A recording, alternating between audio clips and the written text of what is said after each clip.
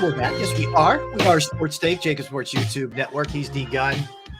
I am Rob Ellis. All right, Gunner. So Eagles continue their OTAs today, tomorrow, and Thursday. And that'll be their last gatherings of any sort until camp, until I guess it gets real, however you want to put it. So they'll be in for the OTAs. The one thing I keep hearing, we talked to some of our guests who were down there, Dave Zagaro among them, a little bit earlier last week about this. Everybody's it seems to be who have at least had a little bit of time to observe some of the stuff. They're saying that Nolan Smith appears a lot bigger in person and in pads and on the field than he does. I think he's listed at like 232 or whatever he is. They're all talking about how much bigger he looks. So, I mean, we'll see. Like, the one thing about him is that I think people sometimes get confused with. He's not just a pass specialist. He set the edge a lot. He played against the run a lot. He's not a guy you have to take out every time you think the other team may run the ball, for whatever it's worth. At least that's what he was in college. Well, I have to see it at this level to believe it first.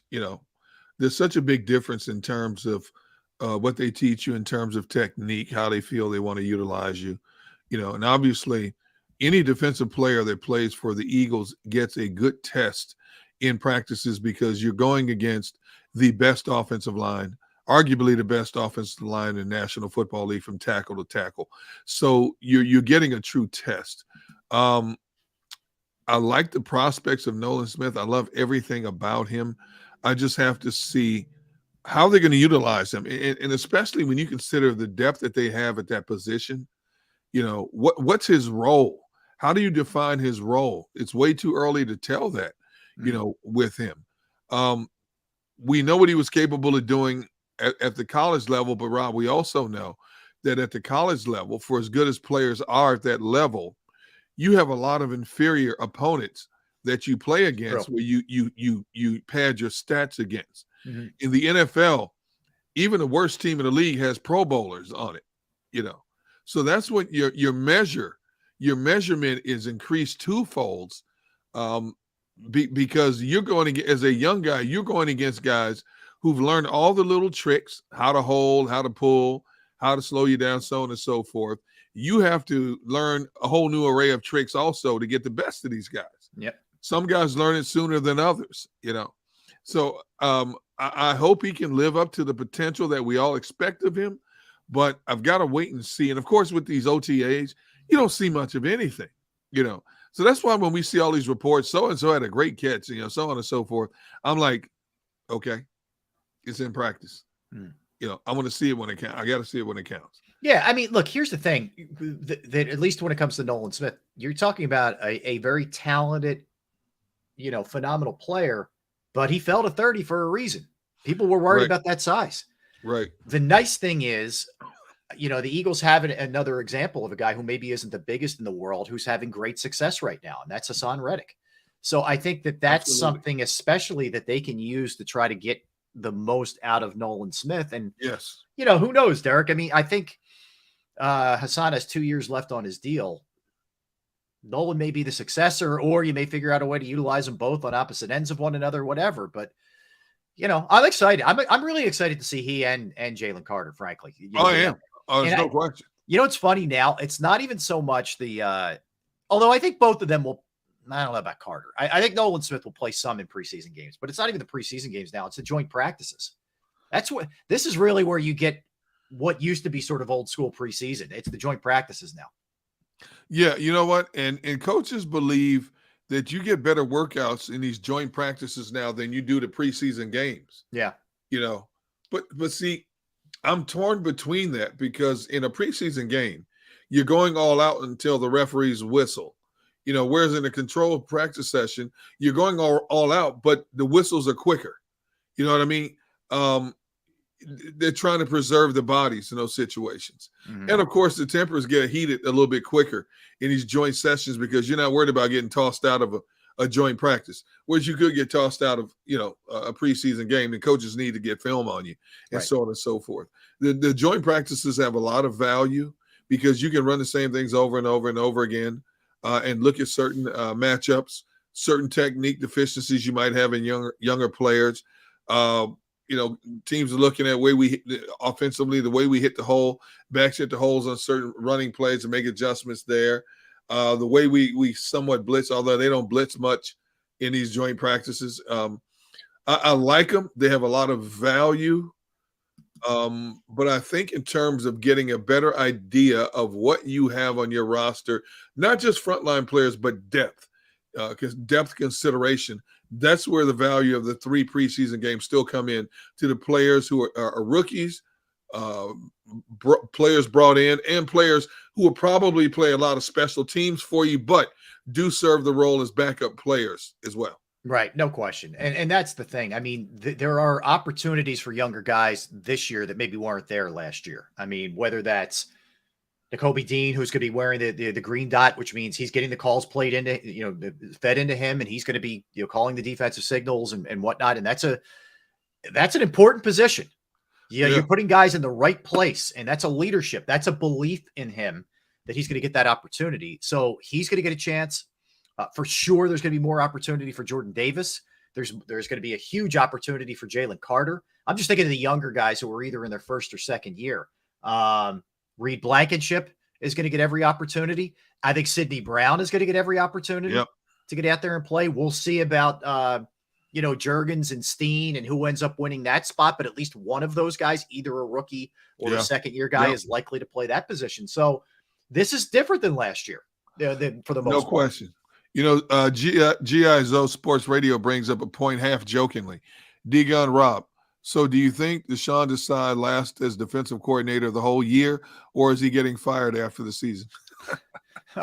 Well, this is what and I've been preaching this, so I'll keep doing it as we sit here a couple months away from the season, whatever we are, 3 months away. Give it a little time with the defense. You have a new coordinator, new linebackers coach, new secondary coach, and like we just talked about, there's new faces out there. They're going to have to play well for you. And also, are you going to get the same level of play from Brandon Graham, from Fletcher Cox, from some of your veteran players? Is Slay going to look like the guy we saw for the first half of the year, or one who maybe struggled a little bit second half of the year? Bradbury, who I thought had an excellent year for them. I'm thrilled that he's back, but will he continue to play at that same level? Can Avonte Maddox stay on the field? He's really good, but he gets hurt a lot. So I think there's a lot. It's not even close how many more questions there are on that side of the ball as opposed to the offense. I think it's unfair at any point of this season to compare this group of Eagles defenders against what happened last year. Last year was a season for the ages in terms of quarterback sacks, passing yards allowed, turnover ratio, for a number of reasons. Number one, that team was so deep with veteran talent. Number two, you played, for the most part, a bunch of stiffs on offense.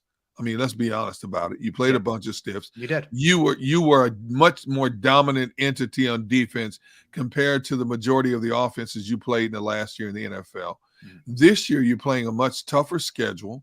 You have a complete makeover on your defensive coaching staff. And defenses always take longer than offenses to catch up.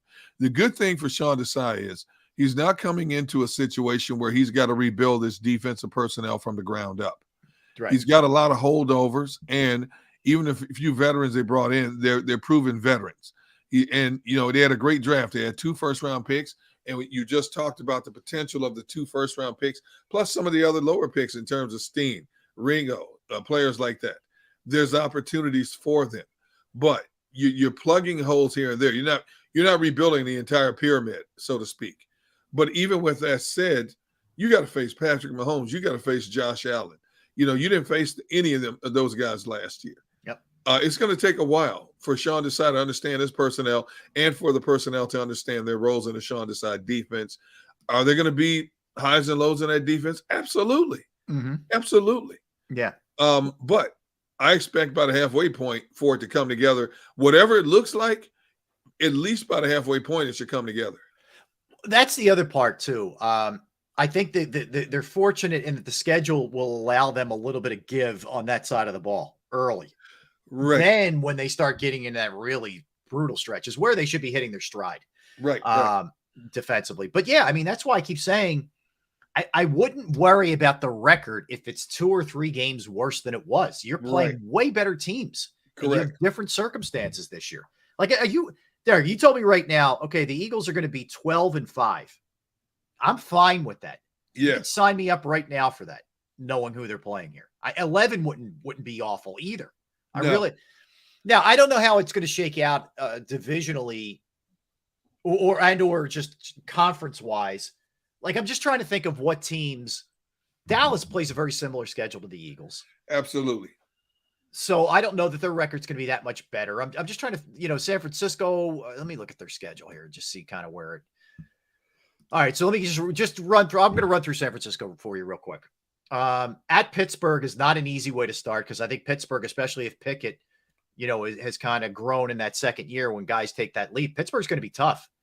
No question. When they had Watt last year, Derek, they were a really good football team. When he went down is where they got hurt. And he's back. Yes. So at Pittsburgh, anyway, at the Rams should be a winnable game.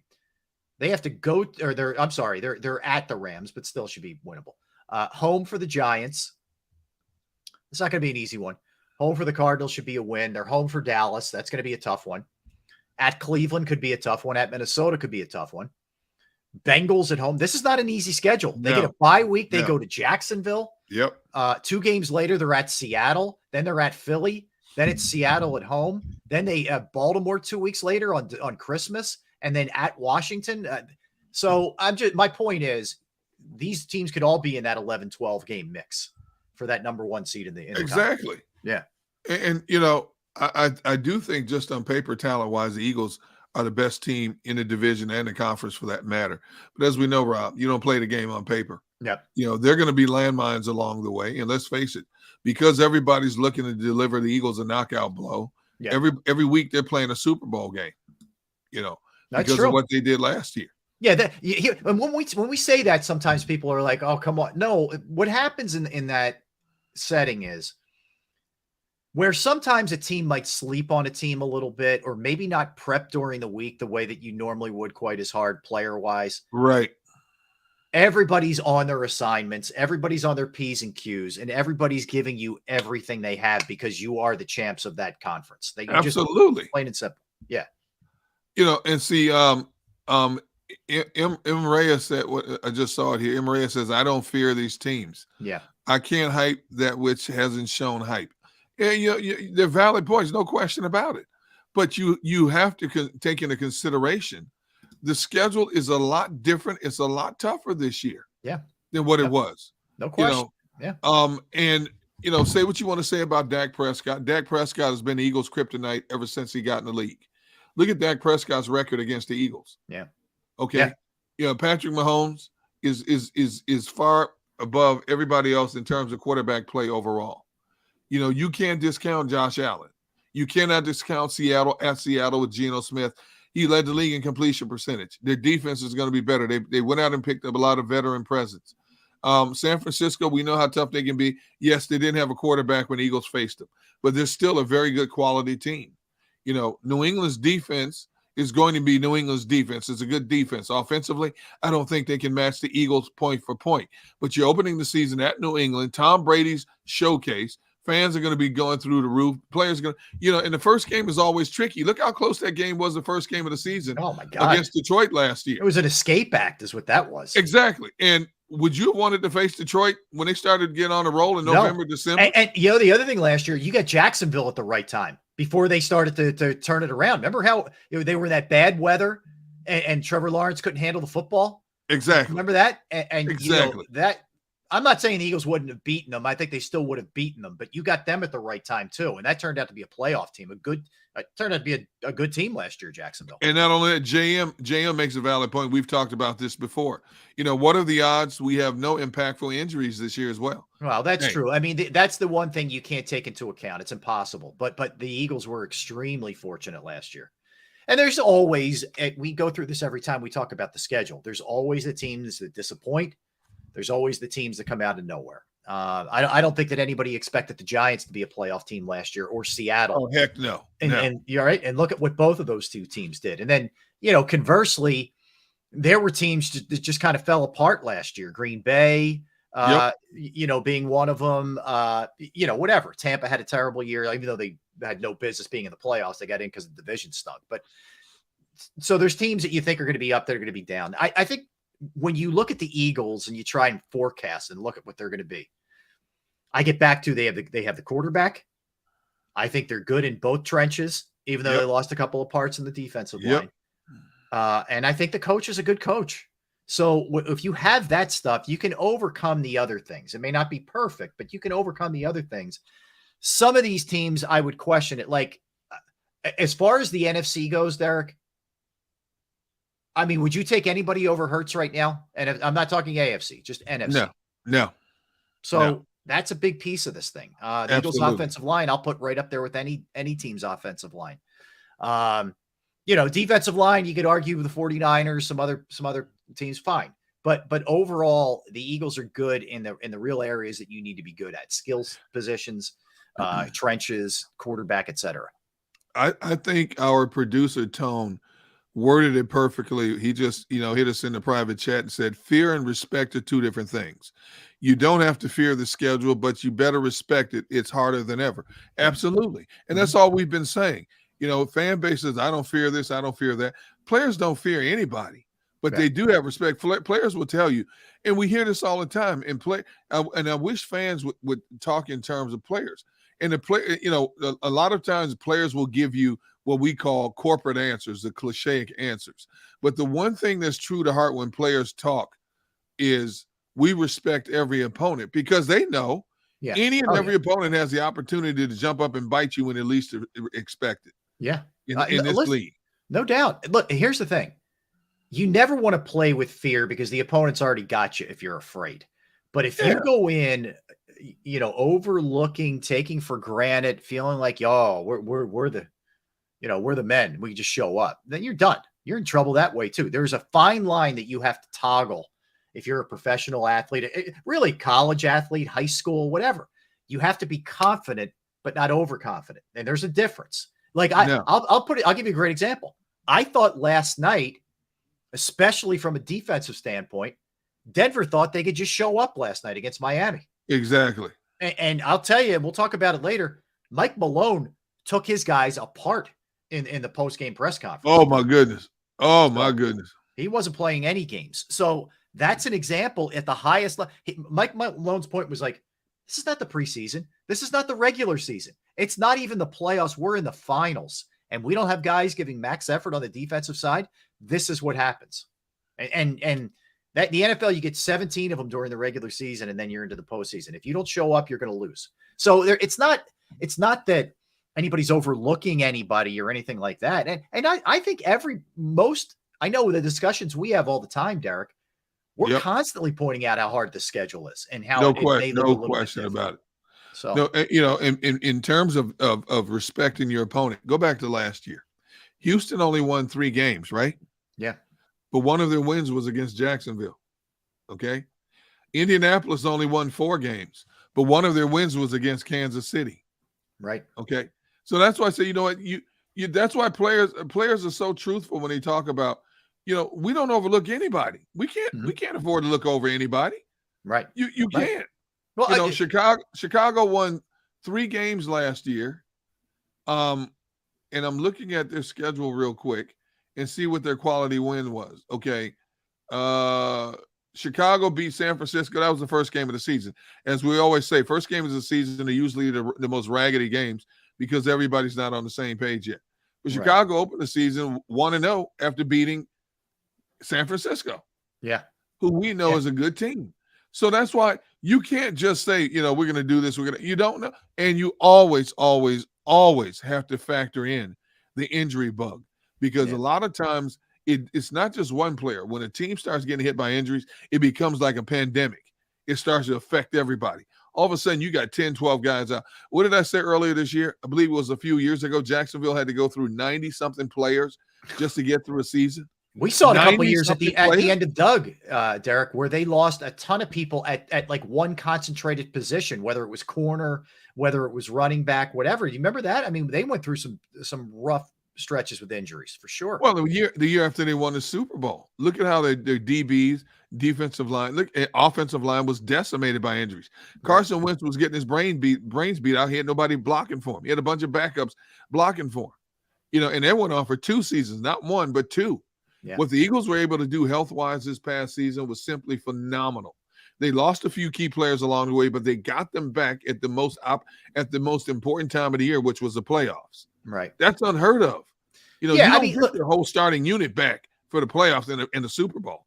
And the truth is, I think the Eagles have done a good job figuring out a formula that works, especially for the older players. They'll give them days off here and there. Kelsey's not going to practice every single day and all that. That's smart. But you also have to get lucky. Now, and the Eagles' injuries that they had last year, for the most part, were like, oh, he's going to be out 2 or 3 games, or Dallas Goedert's going to miss a little bit of time, but he will be back. This isn't season ending. GJ wasn't season ending. Nope. Avonte Matt, whatever. That's lucky.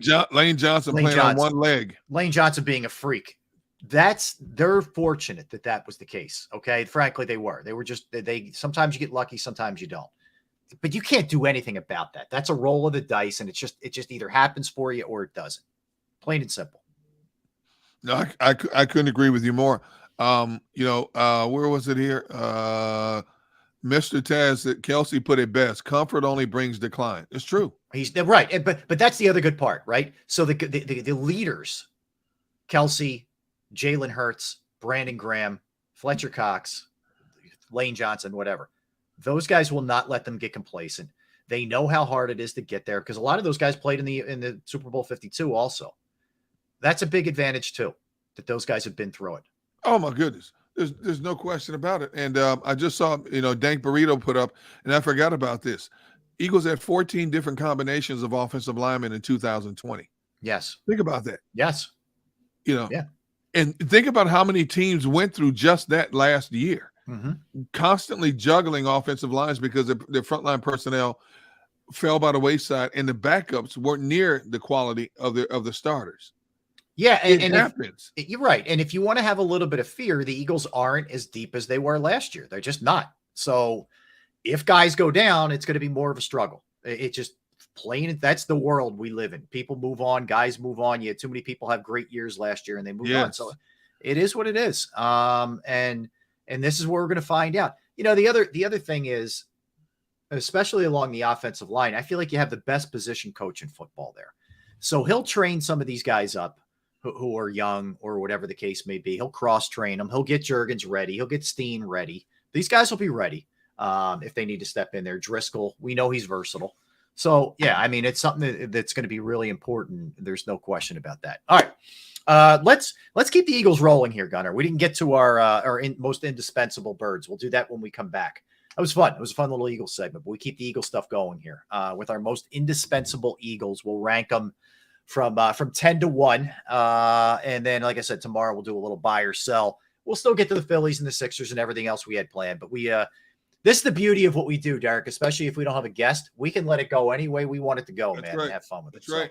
So, we'll keep it rolling. Don't go anywhere. That's Derek. I'm Rob. We are Sports Take, JAKIB Sports YouTube Network. Let's talk about Jim Murray and Principal Financial Group, because knowing who to trust, knowing how to find that right person for you and your hard-earned finances, everything that you do every single day to try and set yourself up for a good life and a good future, it's critical to find that right person. And Jim Murray and Principal Financial Group are the right people.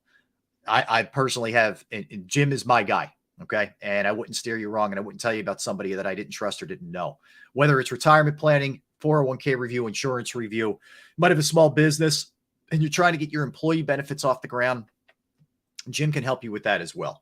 I've entrusted my IRA, my 401k rollovers with Jim. It's been a great experience. I can tell you truthfully.